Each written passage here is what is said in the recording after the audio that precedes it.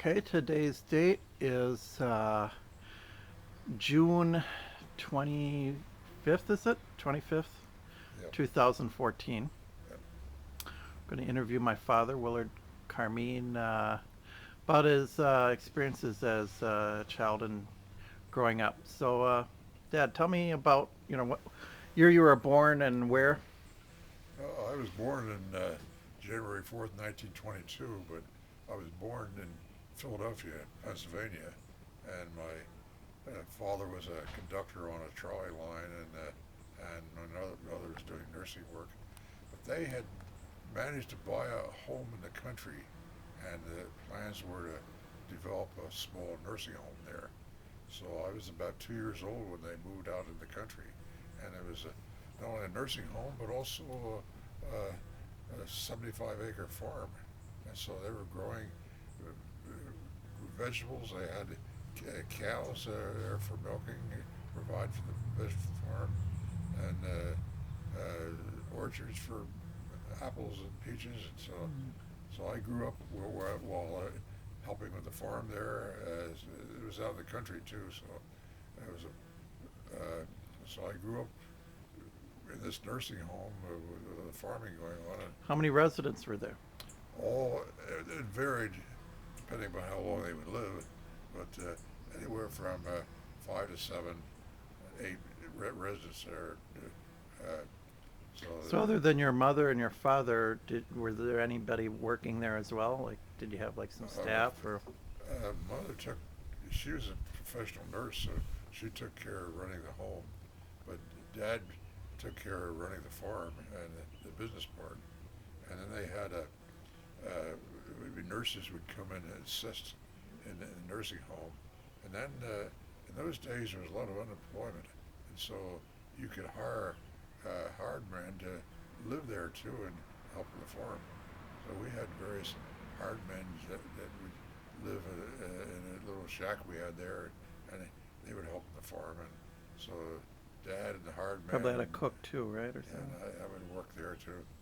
So when I was going to school, I was pretty young at that time, but it was a nice experience, and I learned about farming, and the result of that, I liked the life, but I didn't care for all the work on the farm. So, What were some of the jobs they had you do there when you were a kid? all the big thing was an asparagus patch, and I was in charge of the asparagus patch. So that was a real chore because asparagus grows real fast. So I'd start in the morning and cut the asparagus, and then by evening it was ready to cut again. So we were providing asparagus for the home, but also we had a lot of surplus which we would sell, and we had a lot of surplus from the other parts of the farm too, sweet corn, and peaches, and apples, and other produce. So at times they would have a stand there on the roadside, and it would be my job to sit in there and sell all this produce. So at times that became a pretty good business because Mm. this was in the time of the Depression, so people would prefer to come out of the country to buy their vegetables and fruit rather than have to go to the store where it'd be more expensive. So a whole basket of peaches for 25 cents, which is quite a bargain in those days. And we had surplus milk too. Uh, so in those days you didn't have such stringent requirements for producing your own milk. So we'd have surplus uh, raw milk and sell that to the local dairy who would pasteurize it. So I'd go to school too when I got older. There was a school about 5 miles away, and a bus would come by and pick me up, and I would go to the school. And So it was you and Aunt Mary was there too. So you played uh, around there a lot on the farm and stuff. she, I was 12 years old before Aunt Mary came along. Oh, So I was with, I was there when she was there, but then I soon went to university, so I didn't grow up to, with her too much. Uh, She was just a little kid, and I was a grown up. 12-year-old. Do you remember the name of the street that your house was on there? It was And called Skipback Pike. what's it, you have know the number? Like if we ever have to find it on a map? Oh, I can find it on the map. Skip Uh, back Pike. yeah, I've been back a couple times. And, there's I planted quite a few trees there. Let's let the jet pass here. It's kind of noisy. So you've been back to the place? Oh yeah, went back to look at the plantation, and the trees I planted, some of them did pretty well, but no, it was where we planted was pretty poor soil, so they weren't thrifty like this Ohio plantation I have.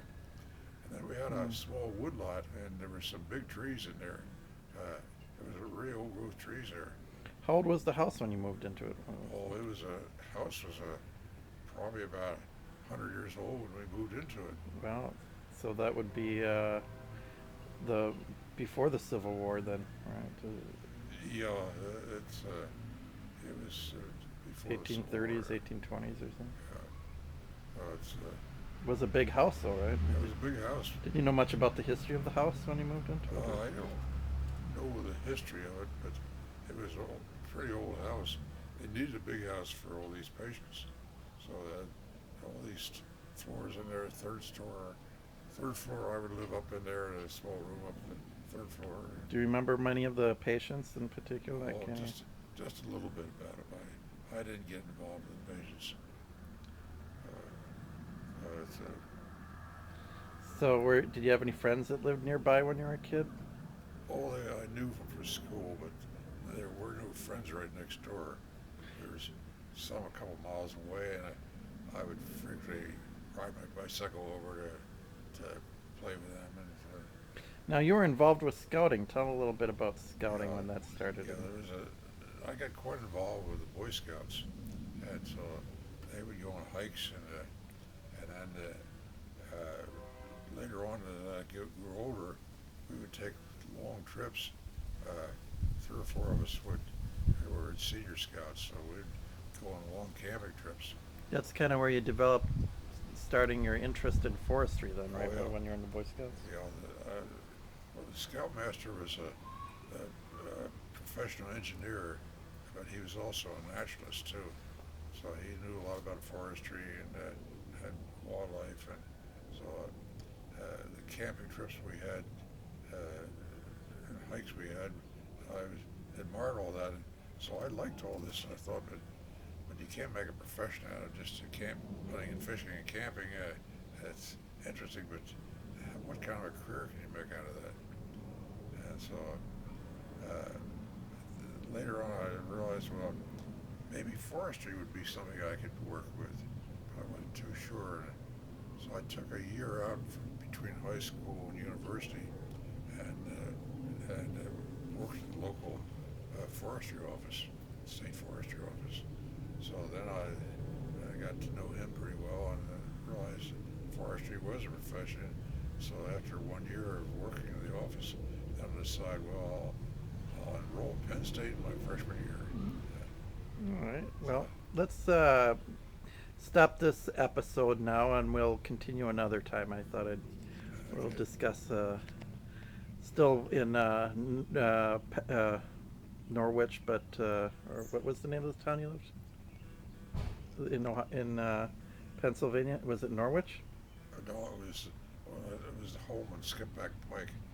Oh. Near the little town nearby was Belfry, and then another town nearby was Center Point, and then Lansdale was not very far away. It was in the Pennsylvania Dutch country, and so a lot of the people at the school I was with were Pennsylvania Dutch people. How far out of Philadelphia is this?